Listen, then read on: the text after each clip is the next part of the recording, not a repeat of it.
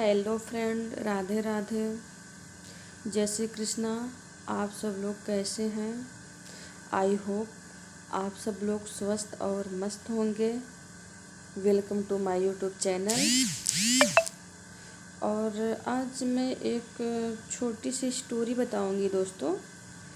और उस स्टोरी में मैं माँ का इम्पोर्टेंस बताना चाहूँगी कि माँ क्या होती हैं। तो मैं जब इंटर में थी, ऐसे कुछ पढ़ रही थी, तो फिर हमारे एक सर थे, उन्होंने एक स्टोरी बताई थी। तो वो स्टोरी हमको आज याद है, तो मैं वही बताना चाहूँगी आप लोगों को कि एक बहुत बड़े डॉक्टर जी थे। और वो अच्छे से पढ़ते लिखते हैं और डॉक्टर बन जाते हैं। फिर उनकी शादी जो होती है, तो अपने भाई डॉक्टर थे, तो उनकी शादी भाई अपने हिसाब से ही करेंगे, अपने ही विभाग में करेंगे। तो फिर उन्होंने शादी की और उनकी फैमिली अच्छी खासी चल रही थी। और बाद में उनको बेबी हुआ। एक बेबी बॉय था और एक बेबी गर्ल थी। तो फिर दोनों जैसे धीरे धीरे बड़े हुए और सब कुछ अच्छा चल रहा था। तो फिर क्या होता है कि बहुएं आजकल की कुछ ऐसी हैं और सब लोग नहीं होती हैं। तो फिर उनकी वाइफ ने कहा कि हमको इनके साथ नहीं रहना है। तो फिर भाई अब डॉक्टर जी को मानना ही था, क्योंकि अब भाई वाइफ क्या है किसकी चलती है।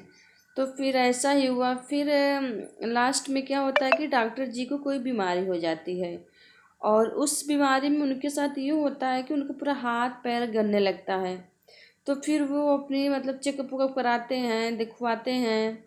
तो फिर अदर डॉक्टर्स ने उनको सजेस्ट किए कि आपकी बीमारी ठीक नहीं हो सकती और आप अपने फैमिली से जितना दूर रहेंगे उतना ही अच्छा होगा।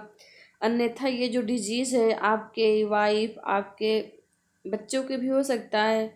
इतना सुन जब ये उनकी फैमिली को पता चला, डॉक्टर डॉक्टर की माँ को नहीं पता था, तो फिर उनकी जो वाइफ थी, उनके बच्चे उनको छोड़ के चले गए। लेकिन जब ये मैसेज डॉक्टर की माता के पास जाता है, तो उनको बहुत कष्ट होता है कि मेरा एक ही बेटा है, उसको ये कौन सी बीमारी हो गई। तो फिर तब फिर उनकी माँ जो है अपने बेटे के पास आती हैं।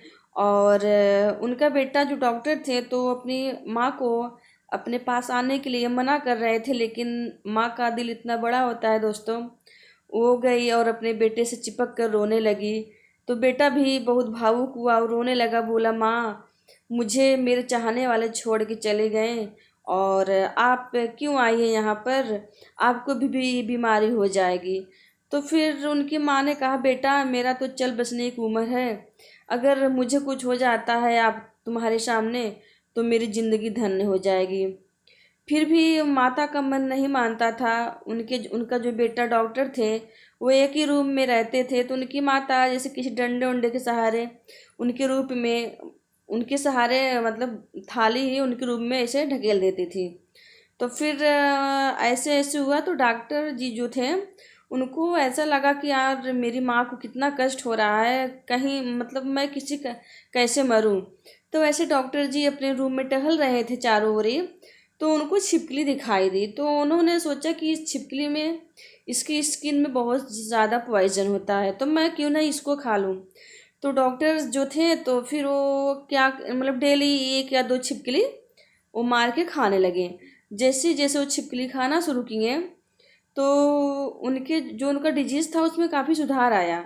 क्योंकि तो फिर डॉक्टर ने कहा कि यार मुझे तो ये ठीक लग रहा है, मैं ठीक हो रहा हूँ। फिर डॉक्टर ने क्या किया कि अम, जो छिपकली थी उसकी अमाउंट को बढ़ा दिया। एक दिन में 2-3 छिपकलियाँ खाने लगे और वो ठीक हो गए। और अपनी माँ को गले लगाए और जिससे भाई जो उनके मन में था माफ़ी उफ़ी मांगे। और फिर माँ जाने लगी, नहीं तब माँ नहीं, उसी वक्त उसी क्षण उसी मोमेंट पर उनकी पत्नी और बच्चे आते हैं। तो फिर तब फिर सब लोग आए मिले। फिर डॉक्टर के मन में था ही कि भाई बुरे वक्त पर मेरा कोई साथ नहीं दिया, तो फिर क्यों आई हैं। लेकिन वो डॉक्टर कुछ बोल नहीं रहे थे। जब उनकी माँ ने कहा बेटा अब मैं चलूँ, तो उसी वक्त डॉक्टर की आंखों में आंसू आ गए। और उन्होंने अपने माँ का आंचल पकड़ लिया दोस्तों, उनको जाने नहीं दिया। और दूसरी तरफ उनकी वाइफ थी, तो डॉक्टर साहब ने अपनी वाइफ और बच्चों से सारा नाता तोड़ दिया, तो और अपनी माँ को कहीं जाने नहीं दिए दोस्तों। तो हम लोग भी किसी के बहू हैं, लेकिन ये भेदभाव नहीं करना चाहिए कि हमारी सास हमारे साथ न रहें। बस मेरा यही संदेश देना था इस कहानी के माध्यम से। कैसा लगा मेरा वीडियो आप लोग ज़रूर बताइएगा।